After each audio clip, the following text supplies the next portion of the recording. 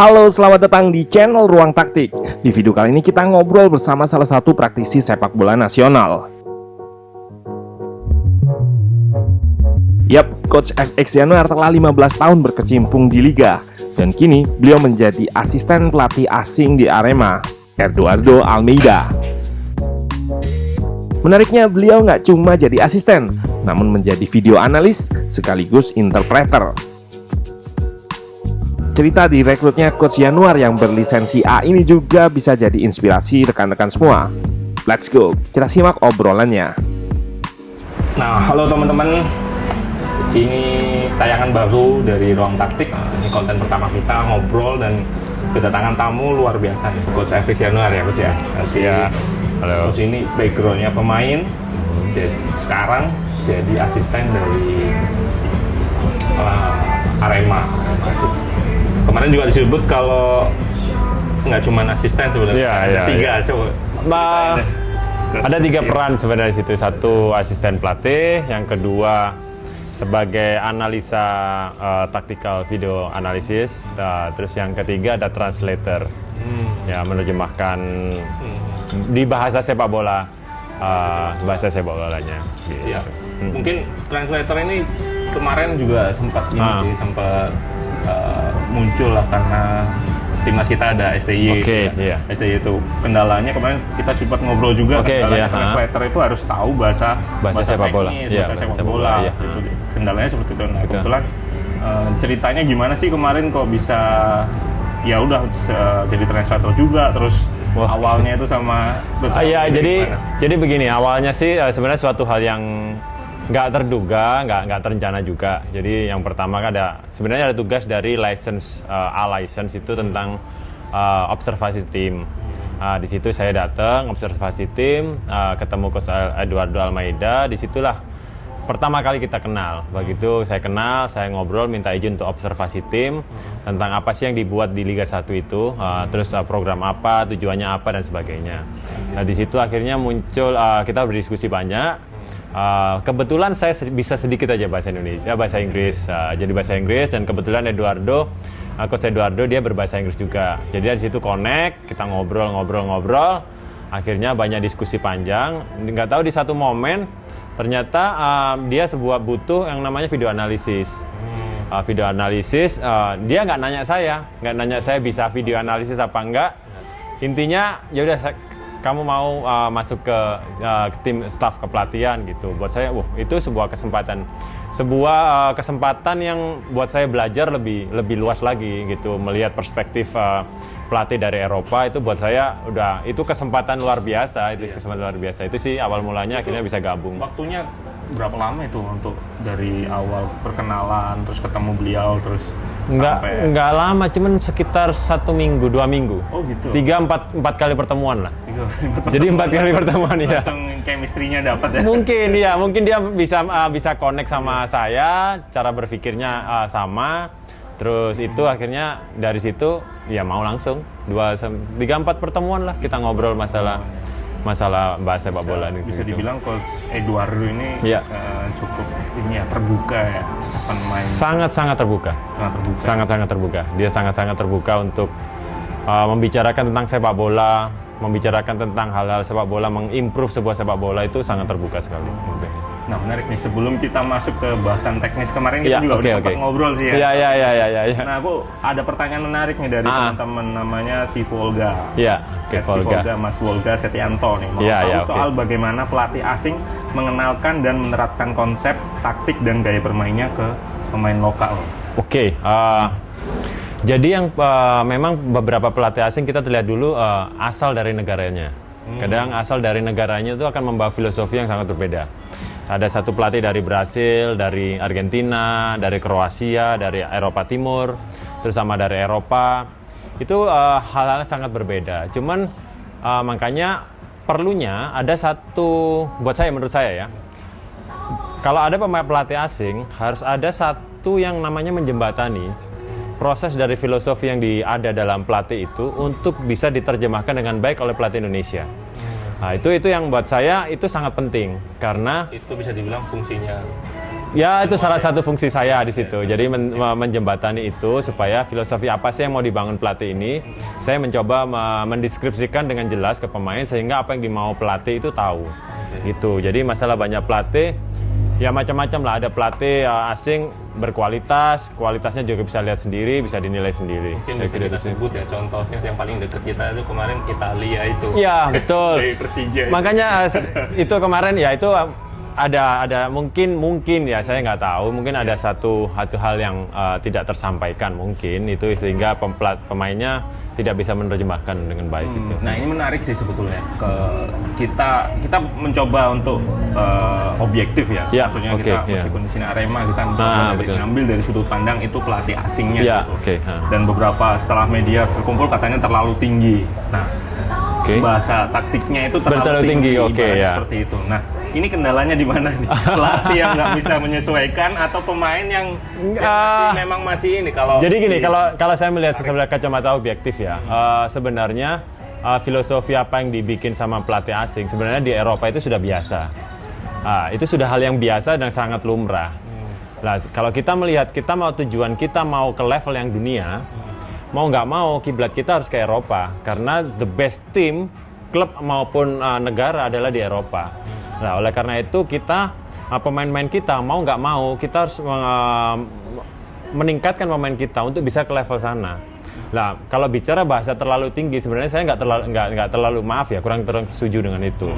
Karena yang harusnya tidak terlalu tinggi harusnya kita yang harus bisa meningkatkan level itu. Ya, meningkatkan level itu kita mulainya dari mana? Ya otomatis dari youth, nggak bisa lagi. Kalau kita udah mau bicara level, ya udah kita bicara dari youth, nggak bisa lagi tentang dari senior. Bahasan teknisnya itu sebenarnya juga sempat kita bahas sih. Bahasan teknisnya dari Alessio itu katanya diminta pressing atas atau high pressing, tapi pemainnya nggak bisa gitu, entah nggak bisanya seperti apa. Nah, kemarin kita sempat bahas ya, ini bukan bahas dalam cakupan Persija aja ya, tapi kita bahas dari tentang semuanya ya, soal betul. timnas terutama. Iya, betul. Itu kecenderungan pemain itu kalau lini depan terus lini tengah press atas, lini belakang ini nggak mau ikutan ninggalin back line-nya, jadi nanggung lah ibaratnya kayak gitu, ikut naik. Nah, itu gimana nih? Apalagi kau sebagai jadi gini. Saya sebagai mantan pemain, saya mantan defender, ada hal yang krusial yang sebenarnya yang kalau saya bilang yang harus segera diperbaiki sama yang mungkin saya bilang federasi atau kita nggak usah mengharapkan federasi, ya kita aja deh. Level-level lingkup-lingkup terkecil, pelatih-pelatih yang di SSB. Ini ada bahas yang mesti harus kita tahu adalah tentang prinsip-prinsip sepak bolanya. Prinsip sepak bolanya itu yang harus kita mulai bangun dari kecil. Karena pada saat bilang misalnya satu press di atas, beberapa pemain tertinggal. Ada namanya mungkin mungkin beberapa teman tentang adanya ruang antar lini. Lah, ruang antar lini itu yang harus mesti apa sih bahayanya ada ruang antar lini? Kenapa sih kita mesti jaga jarak gap antar pemain itu, kenapa sih mesti kita jaga? Karena di level sepak bola profesional, di level sepak bola yang level tinggi, ruang-ruang itu yang akan bisa tereksploitasi dengan mudah. Lah, itulah bagaimana caranya? Ya kita pahamkan mereka tentang bahasa-bahasa taktikal, bahasa-bahasa tentang prinsip-prinsip sepak bolanya, tentang pressing atas itu line-nya sampai di mana, batasnya antar pemain sampai di mana. Lah itu yang mesti harus kita pahamkan ke pemain. Karena kalau kita, dan yang paling penting Mas, jadi pemahaman itu tidak dalam hanya bicara, tapi dalam sebuah praktek di sebuah lapangan. Di latihannya, prinsipnya. Oleh karena itu kalau kita mundur lagi, pelatihnya harus benar-benar belajar. Kalau enggak pelatihnya enggak belajar, bagaimana bisa mentransfer ilmu ke anak-anak itu? Yang terutama paling bawah ya. Paling bawah. Kesalahan itu basic.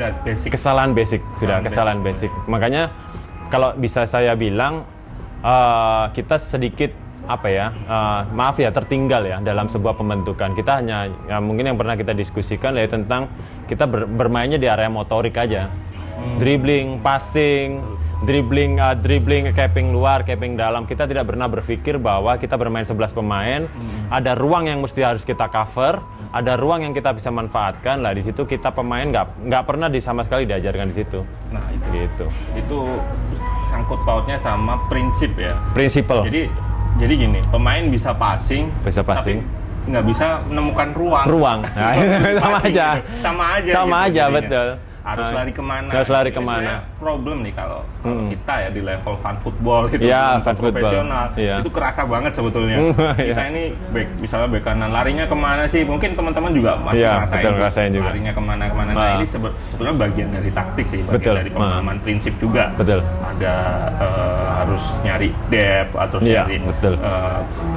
kelebaran. Kelebaran, Kita ya, juga jaga bahas kelebaran. Kemarin juga nggak absolut. Nggak absolut sebenarnya, nggak absolut, ya. Prinsip-prinsip itu nggak sepenuhnya dipakai. Nggak perlu sebenarnya dipakai, ya betul. Ini menarik sekali sih. Terus Iya. untuk dari Coach Almeida sendiri, filosofi apa sih yang dia bawa ke sini? Apa yang pertama kali Coach kok langsung beda gitu? Oh gitu. Langsung, Jadi hal yang mesti bisa buat kita share untuk sepak bola Indonesia adalah Coach Eduardo mengharapkan pemain punya yang menjadi pemain yang bisa memecahkan masalahnya sendiri. Itu ada satu poin yang sebenarnya itu sangat penting, yaitu pemain memecahkan masalahnya sendiri di dalam sebuah pertandingan.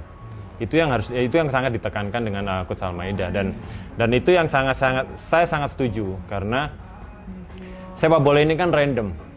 iya. Sepak bola ini momennya sangat banyak. Momennya bisa dihitung, mungkin bisa teman-teman hitung berapa sih momen yang terjadi. Banyak. Bukan momen dengan bola, tetapi yang tanpa bola. Tanpa bola. Kalau kita diparameterkan, misalnya dihitung gitu, divariabelkan, itu udah mungkin jutaan atau miliaran. Di saat miliaran itu dihandle semua sama pelatih, itu nggak mungkin. Yang bisa pelatih bikin adalah bagaimana pemain dikasih bekal, yaitu prinsipal-prinsipal tadi, untuk mereka pegang pada saat di pertandingan. Dia sudah tahu, oh saya harus berbuat ini nih. Karena satu hal prinsip yang tidak bisa kita jangkau adalah lawan.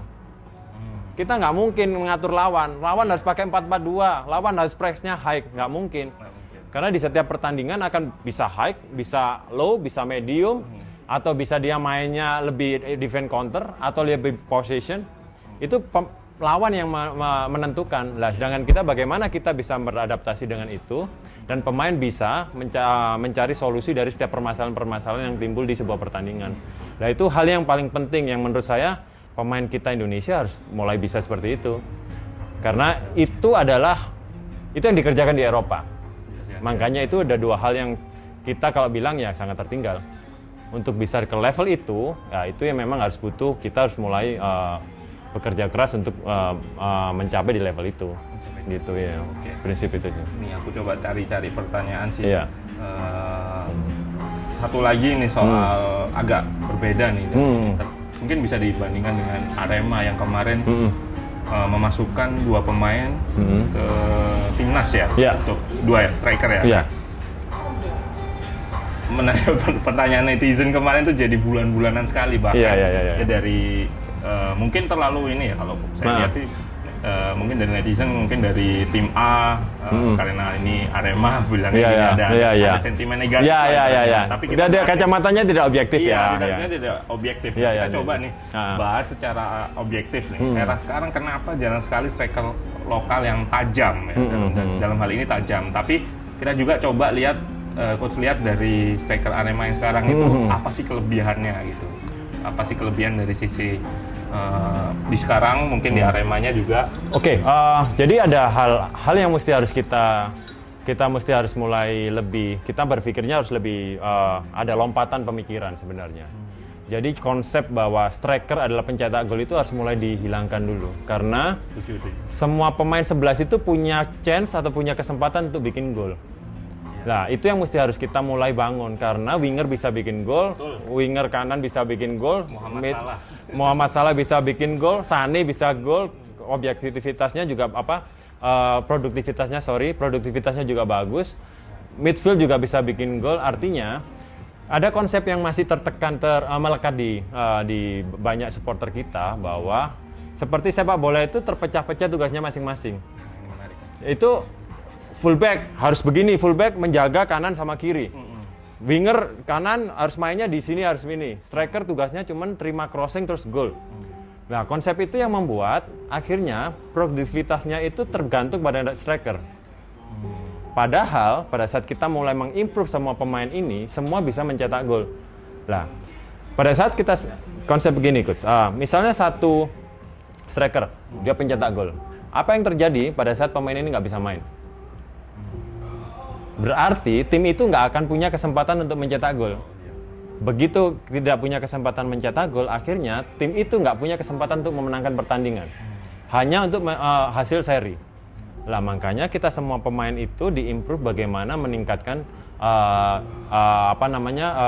kemampuan mencetak gol. Itu yang terjadi kenapa? Persebaran pencetak gol di Arema itu mungkin salah satu hal yang mungkin nggak semua orang bisa lihat di tangan detail ya. Persebaran pencetak gol itu sangat merata. Rafli bisa cetak gol, Yudo bisa cetak gol, Dedi bisa cetak gol, Fortes bisa cetak gol. Semua pemain punya chance untuk mencetak gol lah. Konsep ini yang harus kita mulai berpikir bahwa sepak bola itu 11 pemain punya kesempatan yang sama untuk mencetak gol. Gitu. Jadi tidak terpatok pada tugas yang terlalu sempit.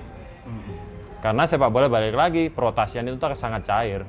Itu yang mesti kita mulai proses cara berpikirnya ke arah sana. Berarti ini udah diterapin sama Coach Almeida ya, Eduardo Amelia udah terapin konsep seperti ini ya. Artinya back juga harus bisa bangun serangan. Striker juga harus bisa bertahan seperti itu ya. Ya ini yang lagi proses kita bangun. Lah menurut saya kita misalnya gini, kita nggak usah bicara Arema deh. Konsep ini yang harus kita bangun ke pemain-pemain kita. Karena pada saat kita hanya mematok satu positioning dan satu pergerakan, di saat itulah pemain itu akan mendapatkan kesulitan yang sangat berlebih. Karena kita balik lagi misalnya coach saya menganalisa, coach juga menganalisa. Kelebihan pemain ini A, B, C, D. Oke. Pada saat kelebihan pemain atau tim ini A, B, C, D, berarti kita sebagai tim lawannya mereka, ya kita matikan aja A, B, C, D. Oke. Berarti mereka ini udah nggak bisa kesempatan lagi untuk bisa menangkan pertandingan lah. Hal itu yang mesti harus jalan keluarnya semua pemain harus punya kemampuan untuk mencetak gol gitu. Iya, tentunya dengan level yang berbeda-beda. Betul, ya. Iya betul. Ini menarik sih. Iya. Kalau dari sisi pelatihan gitu, ada nggak yang harus dirubah, terutama untuk teman-teman yang lagi melatih nih, terutama untuk SSB, teman-teman yang di SSB. Metode latihannya gimana sih untuk hal ini gitu? Oke, jadi ada beberapa kita diskusi, mungkin ada Coach Ganesha, kita banyak diskusi sama beberapa pelatih-pelatih. Di kita masih terlalu berpikir motorik minded, bukan cognitive minded. Jadi motorik minded itu artinya apa? Setiap kesalahan di sepak bolanya itu berasal mungkin passingnya salah, dribblingnya salah. Tapi tidak pernah berpikir kapan dia saat passing, kapan dia saat harus hold dulu, kapan saat dribbling. Lah itu kan kemampuan dia mengambil sebuah keputusan. Lah makanya saya bilang menurut saya pelatih-pelatih di SSB sudah mulai untuk harus bisa merangsang pemain itu untuk tahu when and where dia harus membuat sebuah keputusan. Setelah itu eksekusinya. Gitu. Bagaimana cara latihannya? Tentu saja harus dengan small side game kalau orang-orang bilang. Dalam permainan terus. Karena sepak bola ini sepak bola permainan. Jadi ada saya menganalogikan sedikit. Sepak bola itu sepak bola tim. Tetapi latihan yang dibikin sama kita, pelatih-pelatih kita mungkin nggak semua, mungkin ya ada beberapa yang dibikin sama kita adalah latihan seperti orang bermain, taruhlah badminton. Atau taruhlah bermain seperti main golf. Artinya apa? Pemain hanya berpikir tentang eksekusi aja. Tidak dirangsang untuk bermain bagaimana dia melakukan eksekusi dalam sebuah momen. Dalam sebuah situasi yang sangat-sangat dinamis. Lah, itu yang harus kita bangun. Lah, pelatih-pelatih kita harus untuk bisa merangsang pemain-pemain untuk ke arah situ gitu. Itu adalah salah satu masukan ya untuk Iya, saya berharap ya. Karena itu sebenarnya tuntutan sih, Mas. Jadi itu tuntutan kita untuk kita ke level tinggi. Itu sangat tuntutan karena saya punya pengalaman bermain. Bagaimana saya dulu bermain, terus apa tuntutan untuk 10 tahun atau 30 tahun yang akan datang. Nah, itu tuntutan itu yang pada akhirnya saya mengambil sebuah kesimpulan bahwa ada 3 hal yang harus kita bangun. Satu, kemampuan kognitif. Yang kedua adalah kemampuan afektif, yaitu kemampuan untuk kita bekerja sama secara mentalitas, membangun mental gagal, mental berhasil, fighting spirit dan sebagainya. Itu yang terakhir adalah faktor motorik. Makanya yang motorik itu yang passing, dribbling dan sebagainya. Bisa dibilang itu bakat ya. Iya, Motorik. bakat, Oke, bakat. Nah, itu sih. Berarti kita ada ya, bakat itu ada dari sekian banyak talenta-talenta di Indonesia ini kan, apakah bakat itu udah cukup untuk dipakai di level, untuk menaikkan level lah, nggak usah terlalu ini Ya, apa, jadi minim- saya beberapa kali ngobrol sama orang asing, sama pelatih asing. Mungkin Luis Milla juga sudah bilang, Coach Sintayong juga sudah bilang, banyak pelatih asing sudah bilang bahwa kita itu bakatnya sangat luar biasa.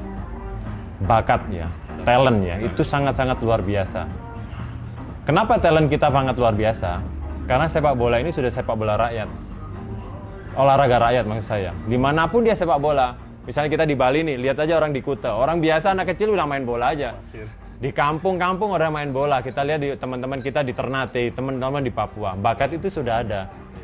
Yang jadi problem adalah mereka tidak pernah dimasuki namanya pengetahuan sepak bola. Nggak pernah dikasih ajari bagaimana kemampuan mengambil sebuah keputusan. Melihat permainan sepak bola itu secara utuh. Itu tidak pernah, selalu sebagai part tentang kemampuan motorik itu aja.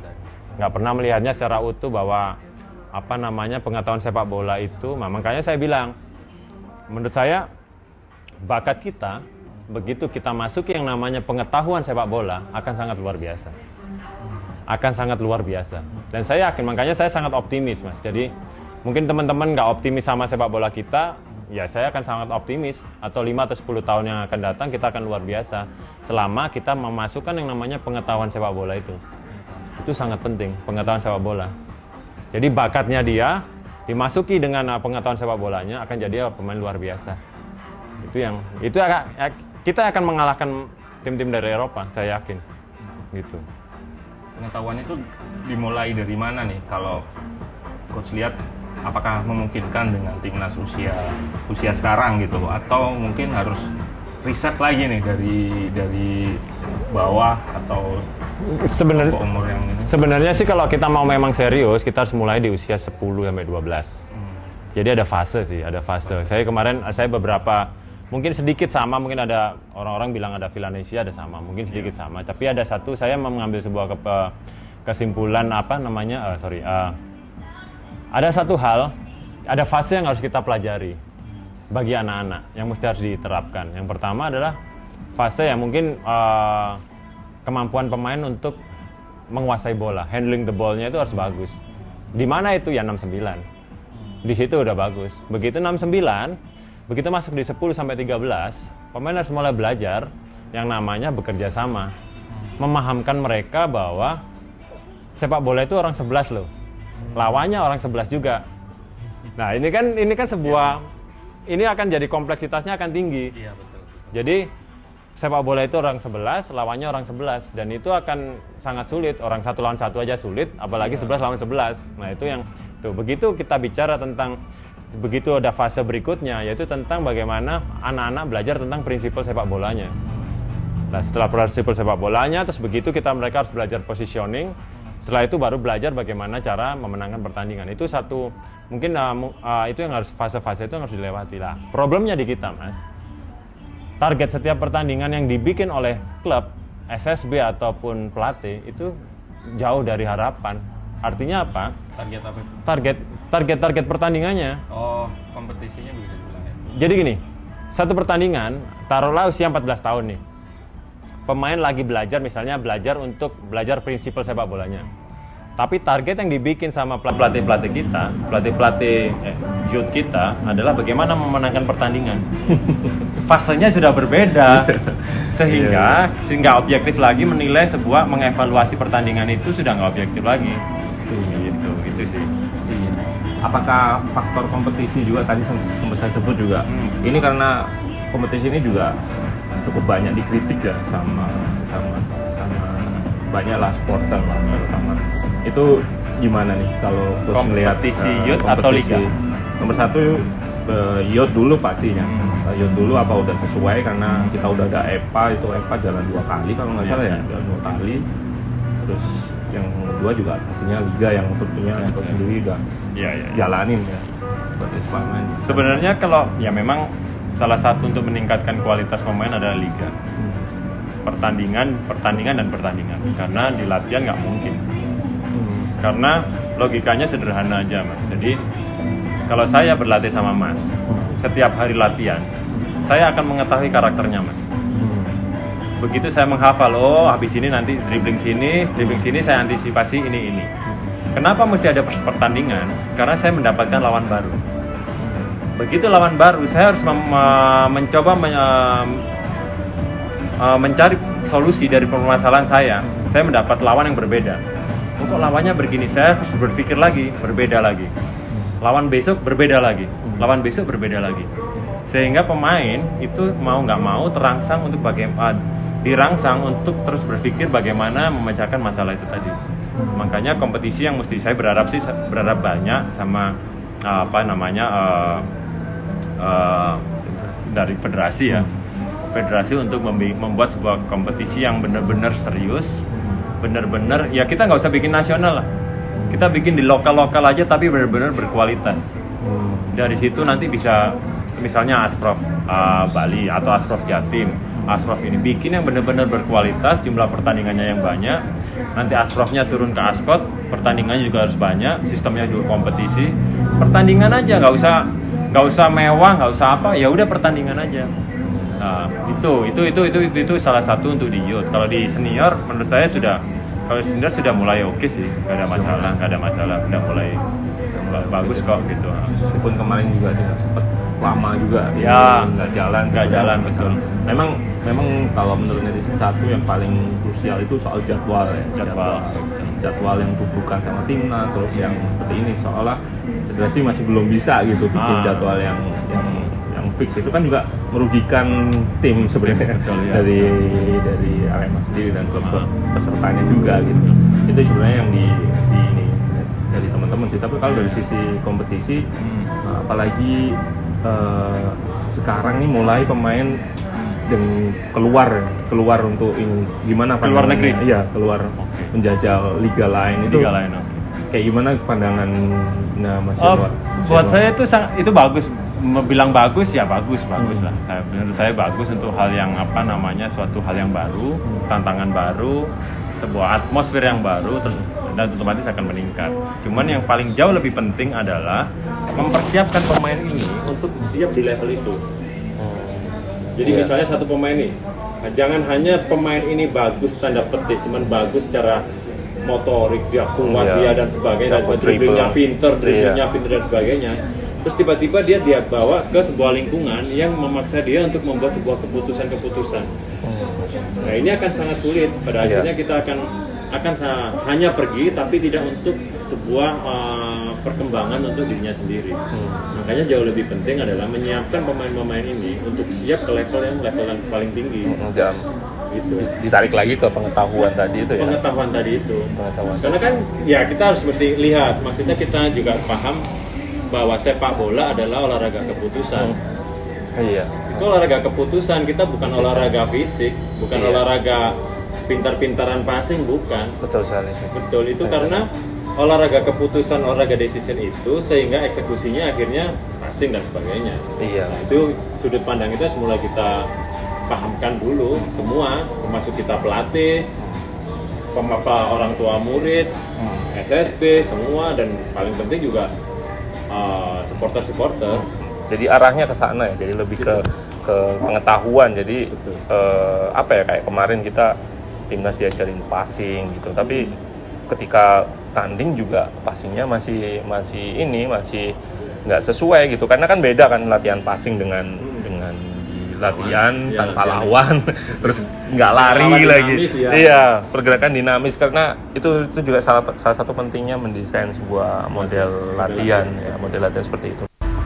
Oke teman-teman, saya akan bacakan tapi beberapa pertanyaan udah kita bahas sih tadi, soal pressing tinggi, soal kesulitannya apa nih selain faktor bahasa tadi. Bahasa itu salah satu yang penting ya, tapi lebih penting sebetulnya bagaimana informasi itu nyampe. Jadi nggak perlu, artinya bahasa itu bahasa sepak bola lah ibaratnya sepak bola yang bener. paling penting itu kan yang saya tadi bilang bisa tadi kita diskusikan adalah maksud dari pelatih itu tersampaikan ke pemain dan terimplementasikan di sebuah pertandingan. Itu kan jauh lebih penting. Makanya orang di antara ini juga harus penting juga, asisten-asisten pelatihnya, semuanya itu kru staff-staffnya itu juga harus bisa. Nah, ini menarik karena selama ini kan pemahaman ya supporter kan bisa mereka itu kan selalu mencari ini ya kambing hitam ibaratnya, seperti siapa yang disalahkan, entah itu pelatih, entah itu pemain. Ketika bahas sesuatu ini salah pelatihnya atau salah pemainnya gitu. Tapi ketika kita tarik kesimpulan dari omongan ini bisa jadi salah di dua-duanya ya, artinya iya semuanya bisa salah karena bisa jadi idenya udah betul tapi cara penyampaiannya atau bahasanya nggak sampaikan, atau sudah tersampaikan pemain nggak bisa mengimplementasikan, atau pemain seharusnya bisa mengimplementasikan tapi informasinya nggak clear, itu juga bisa terjadi. Nah itu jadi salah satu tugas semua elemen yang ada di sepak bola termasuk coach Januar sendiri ya. Iya, makanya itu kan kita bilang sepak bola adalah teamwork. Nah, kita nggak bisa tentang bicara 100% per person, bahwa semuanya itu harus tanggung jawab bersama. Kesuksesan ya dinikmati bersama, kesalahan ya kita salah bersama. Karena kan teamwork, hasil kerja sama tim, semua elemen baik secara sisi teknis maupun non teknis. Itu kan sangat berpengaruh. Itu sangat penting. Kalau kita pengen tahu nih dalemannya di sebuah klub itu seperti apa gitu. Nah pembagiannya berkaitan dengan teamwork tadi itu bisa nggak dijelasin sedikit tentang skopnya pekerjaan dari masing-masing asisten nih, apa Coach Januar seperti apa? Coach Januar kan udah kita bahas banyak ya tadi ya, tapi teman-teman yang lain misalkan sebenarnya intinya dari tugas asisten itu adalah membantu kerja tim, kerja head coach. Jadi head coach-nya punya ide apa, ya, pada saat implementasinya tugas kita yang membantu untuk itu, baik sisi teknis maupun non teknisnya. Terus yang kedua adalah mungkin ada satu tim ada asistennya 2, ada asistennya 3, itu sesuai kebutuhan masing-masing. Intinya dari semua itu adalah menerjemahkan apa yang dibutuhkan sama head coach, itu yang paling penting. Dan juga misalnya ada asistennya itu misalnya asisten khusus masalah asisten taktikal. Jadi di pertandingan, misalnya satu contoh di pertandingan di satu sisi coach melihat bolanya arahnya di mana, asisten yang lain harus melihat di sisi yang lain, karena struktur ini harus terjaga semua. Nah, struktur ini yang mesti terjaga. Tugasnya kita sebagai asisten ngasih tahu coach strukturnya tidak bagus di belakang, akhirnya coach ngasih instruksi siapa yang harus turun, siapa harus menyesuaikan dengan struktur yang supaya tidak terjadi counter attack, supaya pada saat bola second ball kita bisa menang situ lah. Jadi kita ada banyak macam sih. Yang penting inti dari semua asisten adalah membantu kerja daripada head coach. Gitu. Itulah kenapa jumlah asisten itu juga nggak jumlah terus nama asisten scope of work-nya itu juga berbeda-beda. Satu pelatih sama pelatih yang lain akan berbeda. Dan itu juga menjadi jawaban juga kenapa kadang head coach itu datang sama gerombolannya. Nah, ya, betul. Kecuali coach Eduardo dengan teman-teman yang udah ada di Arema ya kalau seperti itu. Untungnya itu tadi saya bilang coach Eduardo, saya objektif saya bilang sangat bagus karena bisa beradaptasi dengan semuanya, baik pemain, staff, non teknis, semuanya bisa beradaptasi semuanya sehingga bisa bekerja sama dengan baik. Itu bisa jadi simpulan dari performa Arema yang itu bagian dari salah satu bagian dari kesimpulan kita, pencapaian kita sampai sejauh ini. Kerja sama tim itu sangat penting. Satu visi, satu misi, satu tujuan. Jadi kita semua paham tentang itu semua, jalannya pasti akan bagus. Menarik. Tadi sempat disinggung juga soal harusnya gimana sih kita sebagai penonton, sebagai supporter itu dari sisi perspektif dari Coach Januar gitu. Kira-kira ada nggak diskursus sendiri ya buat nonton itu, karena kan memang akses untuk taktik sendiri ini kan terbatas. Nah, biasanya paling sering nanya ke ruang taktik itu ada nggak bukunya gitu. Nah itu coach juga kan belajar pun juga tanpa bisa bilang tanpa buku khusus gitu, tanpa kurikulum khusus ya. Karena gini, balik lagi di sepak bola itu kerandemannya sangat-sangat rumit. Jadi nggak ada, saya bilang buku khusus untuk memenangkan pertandingan. Kalau itu ada, semua tim menang, nggak ada yang kalah. Itu taktik khusus, taktik terbaik ya. Rahasia memenangkan pertandingan, iya, udah itu omong kosong. Karena banyak faktor di sepak bola, makanya nggak ada buku yang keluar seperti itu. Kalau ada buku keluar itu, tapi ada satu, kita bisa belajar, kita bisa diskusi karena sepak bola itu sangat berkembang. Bisa-bisa kita membuat teori baru, oke. Jadi jangan sampai kita misalnya jadi plagiat dari apa yang dibikin sama Eropa taruhlah. Ya jangan, kalau kita punya kemampuan untuk bikin sendiri, untuk bersaing dengan konsep Eropa, ya ayo kita bikin gitu. Itu yang harus makanya kan belajarnya bagaimana ya, terus nonton pertandingan. Apa sih yang dibutuhkan pertandingan itu? Nah, itu kan intinya itu. Iya benar. Latihan itu kan tujuannya untuk apa sih yang dibutuhkan di pertandingan. Nah, idenya apa ya bebas, karena di sepak bola pelatih punya ide apapun. Mau cuma lewat flank aja, saya mau flank kanan aja ya bebas, selama itu menghasilkan sebuah hasil yang bagus, itu boleh aja. Mau main direct tanpa pattern, mau ngandalin satu orang pemain. Karena tuntutan pelatih ya hanya hasil ya. Hasil. Makanya kita harus bedakan pelatih di amatir, di youth development sama pelatih di Liga Pro. Itu sangat berbeda. Mungkin coach bisa lihat waktu Mourinho yang parkir bus. Semua mengecam. Pada akhirnya nggak peduli, yang penting dia menang Liga Champions kok. Iya, betul. Hasil Liga Champions itunya. Tetapi jauh lebih penting adalah pemain paham menerapkan taktikal itu. Kapan dia counter attack, kapan dia harus stay organisasi defense. Nah, itu dua hal yang berbeda. Di liga profesional tuntutannya menang, di youth development jangan berpikir menang, bagaimana mengajari anak-anak untuk bisa bermain di level profesional itu Tuhan itu. Nah, itu sih kadang yang saling terbalik ya, apalagi era sekarang kan itu eranya 2009, 2008, 2010 itu eranya sebuah cara bermain yang indah ya, tiki-taka itu. Seperti itu kan yang jadi barometer gitu. Jadi barometer bahkan timnas kita juga sering digituin. Betul, gitu, harus main seperti ini. Ya makanya saya bilang netizen mesti harus paham juga, untuk bermain di level itu fondasinya harus sangat-sangat kuat. Nggak bisa kita tiba-tiba tiki-taka. Prinsipnya itu harus kuat luar biasa. Nggak hanya sekedar passing aja. Pendek, nggak sekedar passing pendek. Sekedar passing pendek, ada prinsip-prinsip dasar. Nggak usah prinsip grup, prinsip individual aja yang mesti harus dipahami tentang shape-nya, bagaimana body shape-nya, first touch-nya saya harus ke kiri atau ke kanan, first touch pertama, passing-nya harus kaki apa, itu semua kan harus kuat dulu. Baru kita bicara tiki-taka. Tiki-taka itu level tertingginya. Base-nya di bawah itu harus kuat dulu. Iya, percuma juga kita ngomong tiki-taka, base-nya di bawah nggak kuat, ya kan ada. Itu kan sebenarnya bagian strategi aja kan. Iya, itu. Memang yang paling penting itu seperti kita obrolan tadi ya, kita tahu prinsipnya. Tahu prinsipnya apa sih gunanya? Toolsnya, prinsip toolsnya itu ya. Apa sih gunanya kita umpan pendek gitu? Umpan pendek waktu itu senada dengan yang dikatakan Coach Yanuar, yaitu Pep ketika ditanya tiki-taka, dia waktu itu marah gitu. Dia sepak bolanya disebut sesimpel umpan pendek gitu. Mereka ada ternyata umpan itu untuk menarik lawan terus ke arah tertentu untuk menyerang di sisi lainnya seperti itu. Nah, itu prinsip itu sebenarnya yang harus teman-teman pegang ya, pegang bahwa setiap aksi di sepak bola itu pasti ada maksudnya. Ada maksudnya. Nah, itulah juga kita tarik juga ke analisis juga. Analisis itu kita nggak bisa menjelasin cuman proses aja.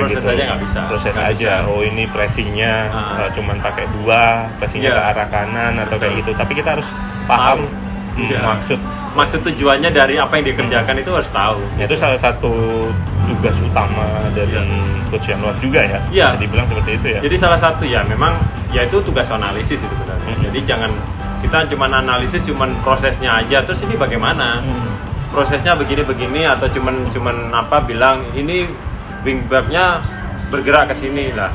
Kita harus tahu tujuannya, kenapa sih kok wingbacknya pergi ke sini, kenapa sih kok midfieldnya pergi ke sini, pasti ada tujuannya lah. Kita harus bisa memahami tujuan itu. Nah, itu gitu. Nah, yang menarik dari Coach Yanuar ya obrolan off the record kemarin, Iya. gimana caranya bikin analisis itu cuman 5 menit ya. 3 pertandingan, 1 pertandingan dijadiin cuman 5 menit itu. Iya, Bahkan betul. ini jadi challenge-nya awal-awal Gila gitu itu ya. challenge gila. Jadi awal saya menganalisa seperti yang saya biasa belajar, kita presentasi dengan durasi waktu sekitar hampir 15 sampai 20 menit lah.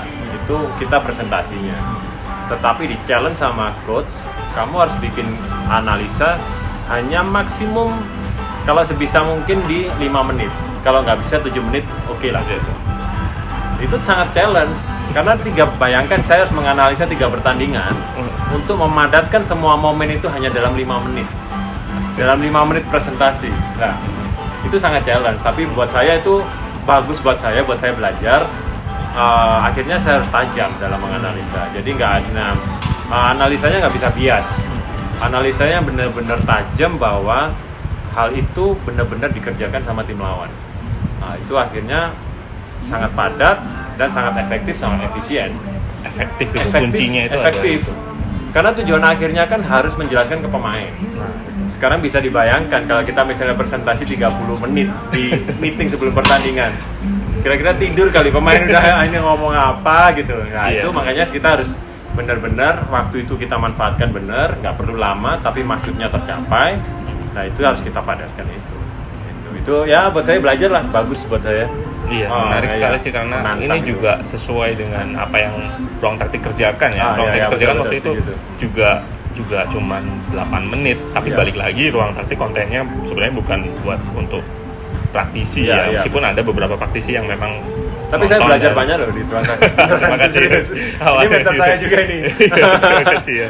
Ikut saya nih. Iya. Ya gitu ya.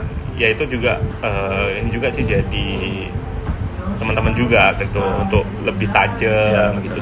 Harus detail memang harus detail, tapi ketika presentasi itu beda lagi gitu. Kita harus beda lagi.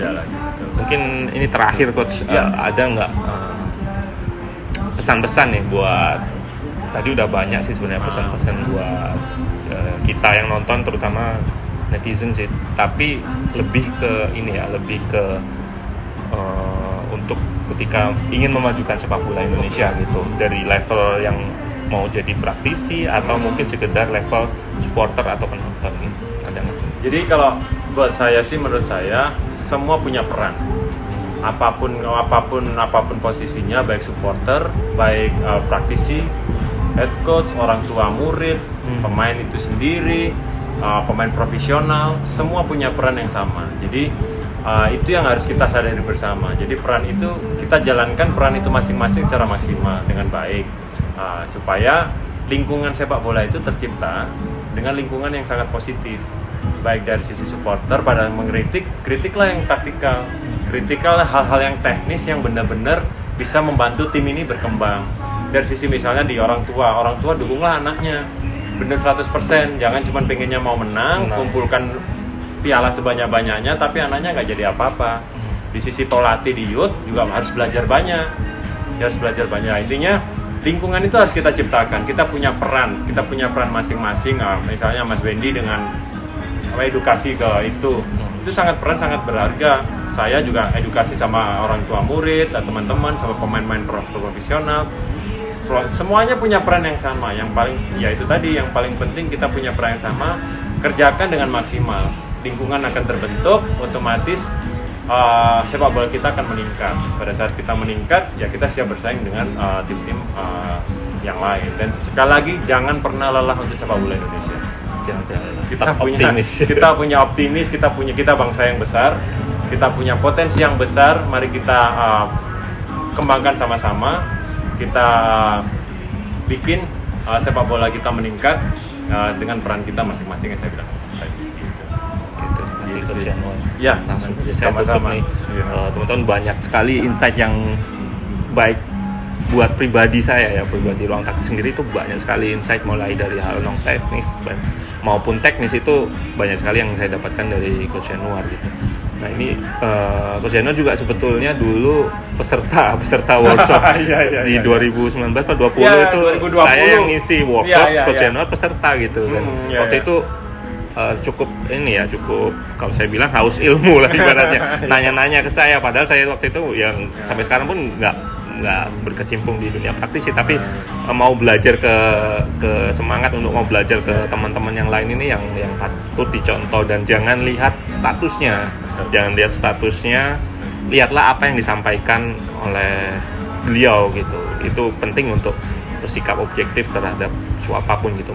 Misalkan anak kecil di apa, waktu itu kan ada cerita Andre Villas-Boas itu kan ceritanya dia itu tetangga sama Sir Bobby Robson gitu, sering ngekritik, tapi ngekritiknya seperti yang dikatakan Coach Januar tadi, kritiknya benar-benar teknis gitu. Waktu itu ngeritik pemilihan starter, taktik dan segala macam. Akhirnya Villas-Boas ini disekolahin sama si Bobby Robson. Nah itu salah satu cerita yang menarik sih sebetulnya berkaitan dengan kita ini. Oke, itu aja teman-teman, semoga menghibur dan mohon maaf jika ada banyak kesalahan karena ini konten pertama kita. Oke, thank you, sampai jumpa lagi.